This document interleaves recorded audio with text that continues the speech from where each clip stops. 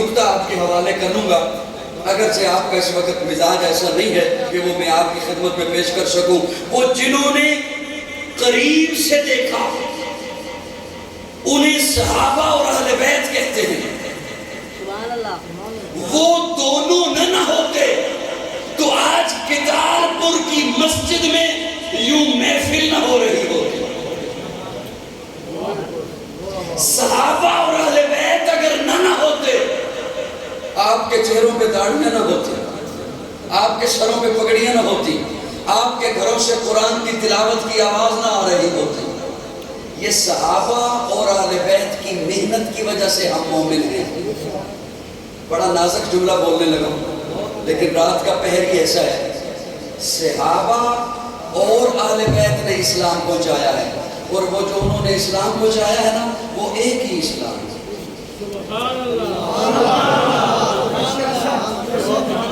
وہ یہ نہیں ہے کہ صحابہ نے کوئی اور اسلام پہنچایا ہے اور اہل بیت کا کوئی اسلام اور ہے، نہیں، جو صحابہ نے اسلام پہنچایا ہے وہی اہل بیت نے اسلام پہنچایا ہے۔ اس لیے دونوں ہمارا ایمان ہے۔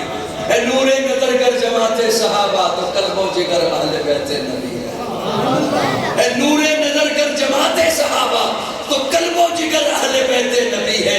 جو انجم عبر ہے جماعت صحابہ تو شمس و قمر اہل بیت نبی ہے، تو شمس و قمر اہل بیت نبی ہے۔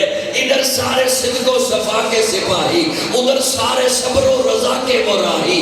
جو لیل و نہر ہے جماعت صحابہ تو شام و سحر اہل بیت نبی ہے۔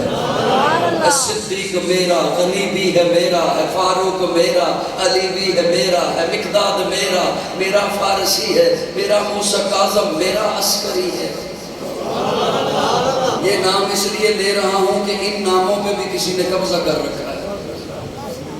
صدیق میرا، غنی بھی ہے میرا، فاروق میرا، علی بھی ہے میرا، مقداد میرا، میرا فارسی ہے، میرا موسیٰ کاظم، میرا عسکری ہے۔ میں تن من دونوں پہ قربان کر دوں، میں ہر آن دونوں پہ قربان کر دوں۔ جو رب کا امر ہے جماعت صحابہ، نبی کا امر اہل بیت نبی ہے۔ لوگوں نے بڑے منفی پروپیگنڈے عوام میں بکھیرے ہوئے ہیں کہ صحابہ اور اہل بیت میں بڑی جنگیں تھی، اور ان جنگوں کا نام لے کر ان بیچاروں کا اپنا دھندا چلتا ہے۔ میں نے تسی آکھے بھی تو تقریب کر جب کہ تہاڈی حالت ہے کہ تھانی کی منجی دے گی مالشی منگا کے دیتا ہے۔ صحابہ اور اہل بیت کے اوپر من گڑت باتیں بنا کر ان بیچاروں کی روزی چل رہی ہے۔ وہ میری بات سمجھ آ رہی ہے؟ جبکہ ہمارے پاس وہ محبتیں ہیں کہ جن محبتوں تک ان کی سوچ پہنچ نہیں سکتی، ان کا عقل ان کی پہنچ نہیں سکتی۔ حضرت عمر اور حضرت فاطمہ، حضرت حسن حسین، ان کا زیادہ یہ بنا کر پیش کیا جاتا ہے کہ وہ بڑی جنگ تھی، حضرت عمر نے دروازہ دلا دیا تھا، حضرت عمر نے دھکا دیا تھا، حضرت عمر کی یہ دشمنی تھی۔ اب میں ذمہ داری سے ایک جملہ بولنے لگا ہوں۔ حضرت عمر ہر موقع پر سلام میں پہل کرتے تھے حضرت حسین کو۔ کس کو پہل کرتے تھے سلام؟ کس کو؟ حضرت حسین کو۔ اس قدر پہل کرتے تھے کہ حضرت حسین پریشان ہو گئے کہ کبھی میں بھی پہل کروں گا۔ ہر دفعہ پہلے عمر سلام کرتے ہیں، کبھی تو پہلے میں سلام کروں۔ ایک دن حضرت حسین نے دیکھا کہ دور سے جناب عمر آ رہے ہیں۔ حضرت حسین ایک ستون کے پیچھے چھپ گئے۔ ستون جانتے ہیں؟ جی ہارون ندیم صاحب، حضرت حسین ستون کے پیچھے چھپ گئے کہ جیسے عمر قریب آئیں گے نا، میں یکدم ستون کے پیچھے سے نکلوں گا اور میں سلام کروں گا، آج پہل میری ہو جائے گی۔ لیکن جیسے ہی حضرت عمر قریب آئے نا، ابھی حضرت حسین ستون کی اوٹ سے نکلے نہیں، حضرت عمر نے پہلے کہہ دیا حسین السلام علیکم۔ حضرت حسین فرماتے ہیں وعلیکم السلام، آپ کو کیسے پتا چلا کہ میں یہاں تھا؟ مجھے سن رہے؟ آپ کو کیسے پتا چلا کہ میں؟ اس جملے کو سونے کے پانی سے لکھا جائے نا تب بھی حق ادا نہیں ہوتا۔ حضرت حسین پوچھتے عمر آپ کو کیسے پتا چلا کہ میں یہاں تھا؟ حضرت عمر فرماتے ہیں حسین تیری صرف شکل نبی والی نہیں، تیری خوشبو بھی نبی والی۔ سبحان اللہ، مجھے تیری خوشبو نے بتایا ہے کہ یہاں حسین۔ سبحان اللہ۔ اب جو میں جملہ بولنے لگا ہوں مجھے یقین ہے 80% شاید بندے کہیں پہلی دفعہ سننے لگے، شاید زیادہ ہی کر رہے، آج تک تو کسی مولوی نے نہیں سنایا۔ حضرت عمر ایک دن صحابہ کی مجلس میں کہتے ہیں میرا دل کرتا ہے میں حسن و حسین کے جہاد پہ جانے پہ پابندی لگا دوں۔ حضرت عمر فرماتے ہیں صحابہ کی مجلس میں میرا دل کر رہا ہے میں حسن و حسین کے جہاد پہ جانے پہ، بات پہنچی حضرت علی تک، حضرت علی آ گئے غصے میں، حضرت عمر کو آ کے کہتے عمر میں صاحب ذوالفقار، میرے بیٹے گھر بیٹھے میدان میں نہ جائیں، میں میدان کا بندہ، میرے بیٹے گھر میں رہیں، جہاد پہ نہ جائیں، کیا بات کر رہے ہیں آپ؟ حضرت عمر امیر المومنین تھے، حضرت عمر کی آنکھیں نم ہو گئی، آنکھوں میں آنسو آ گئے، حضرت علی کو یوں ہاتھوں سے پکڑا اور روضہ رسول پہ لے کے آ گئے۔ یہ کون آرام کر رہا ہے؟ میرے اور آپ کی آقا آرام فرما رہے ہیں۔ حضور دنیا سے رخصت ہو گئے، رخصت ہو گئے، حضور دنیا سے پردہ فرما گئے، پردہ فرما گئے۔ حضرت عمر فرماتے ہیں علی اب جب میں نے حضور کو دیکھنا ہو نا تو انہیں دیکھتا ہوں۔ سبحان اللہ۔ اسے ابن تیمیہ نے لکھا ہے اب جب میں نے حضور کو دیکھنا ہو تو میں انہیں دیکھتا ہوں، جب یہ دنیا سے چلے جائیں گے پھر میں کنہیں دیکھوں گا۔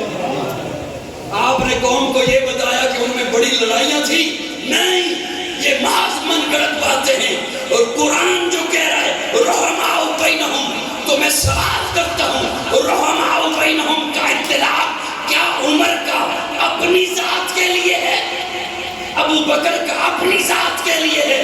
نہیں، رحماء بینہم صحابہ اور اہل بیت کے لیے قرآن کہہ رہا ہے، اپنی اپنی ذات کے لیے نہیں ہے۔ یہی ہمارا ایمان ہے، یہی ہمارا نظریہ ہے کہ جو صحابہ نے باتیں پہنچائی ہیں وہی اہل بیت نے پہنچائی ہیں، جو صحابہ کا ایمان ہے وہی اہل بیت کا ایمان ہے۔ ان کی محبت میں قرآن بولا، ان کی مودت میں قرآن بولا، ان کی عبارت میں قرآن بولا، ان کی طہارت میں قرآن بولا۔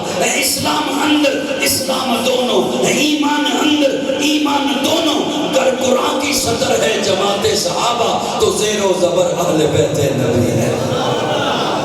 سبحان اللہ۔ میں بس اگلے 2 منٹ میں بالکل بات ختم کر رہا ہوں۔ حضرت عثمان ڈبل وظیفہ دیتے تھے حسن و حسین کو۔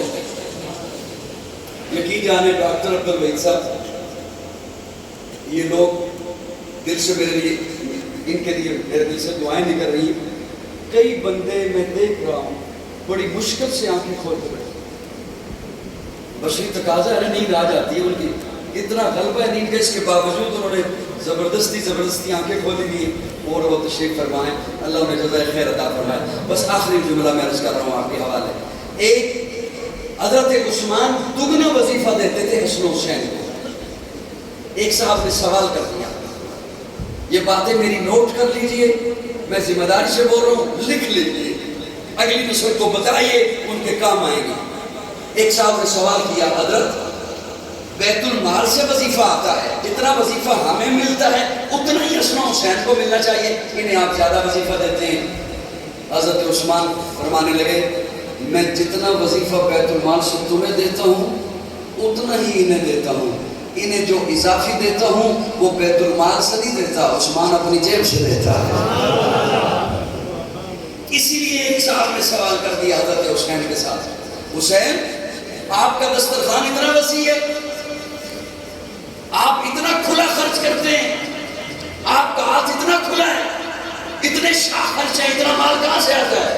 حضرت حسین سے سوال کیا، حضرت حسین فرماتے ہیں میرے پاس مال کے آنے کے 2 ذریعے ہیں، ایک ذریعہ وہ ہے جس سے مجھے پوچھ کر مال خرچ کرنے کی اجازت ہے، ایک ذریعہ وہ ہے جس سے مجھے بنا پوچھے مال خرچ کرنے کی اجازت ہے۔ وہ صاحب پوچھتے وہ کون سے؟ حضرت حسین فرماتے ہیں جس سے مال پوچھ کر خرچ کرنے کی اجازت ہے وہ عبد الرحمن ابن عوف کا مال ہے، اور جس سے بنا پوچھے مجھے خرچ کرنے کی اجازت ہے وہ عثمان بن عفان کا مال ہے۔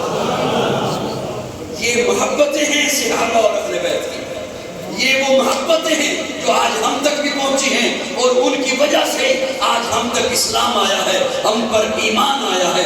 یہی وجہ ہے کہ جس طرح صحابہ ہمارا ایمان ہے اسی طرح اہل بیت ہمارا ایمان ہے۔ اور دیکھیے تو صحیح، ہم جسے بھی مانتے ہیں نسبت رسول سے مانتے ہیں۔ اصحاب رسول یہ لفظ بتاتا ہے کہ نسبت حضور سے، آل رسول یہ لفظ بتاتا ہے کہ نسبت حضور سے، ازواج رسول یہ لفظ بتاتا ہے کہ نسبت رسول سے۔ اب جو صحابہ ہیں وہ ہمارے رہبر ہیں، جو اہل بیت ہیں وہ بھی رہبر اور رہنما ہیں، جو ازواج رسول ہیں وہ امت کی مائیں ہیں۔ تو پھر سنی ان سب سے کیوں نہ پیار کرے؟ نسبت مصطفیٰ کی وجہ سے۔ بس میں وہ فرمائش پوری کر رہا ہوں، تو ہے خاتون جنت کی ماں عائشہ، کوئی دنیا میں تجھ سا کہاں عائشہ، تیری پاکیزگی اور تقدیس کا ہے گواہ خالق دو جہاں عائشہ، سورہ نور میں جس کا ہے تذکرہ ہے اسی نور کی کہکشاں عائشہ، کتنا آقا و صدیق میں پیار ہے اسی پیار کی داستان عائشہ، رب نے قرآن میں خود بتایا ہمیں، ہم سبھی مومنوں کی ہے ماں عائشہ، تیرے حجرے کی عظمت کا کیا ذکر ہو، خود گواہ ہے مکین و مکان عائشہ، حجرہ آقا نے چھوڑا نہیں آپ کا، بھیج دی رب نے جنت وہاں عائشہ۔ اللہ آپ کا بیٹھنا میرا حاضر ہونا قبول فرمائے۔ بہت زیادہ وقت ہو گیا، 2:30 بج گئے ہیں، انہی لفظوں پہ اکتفا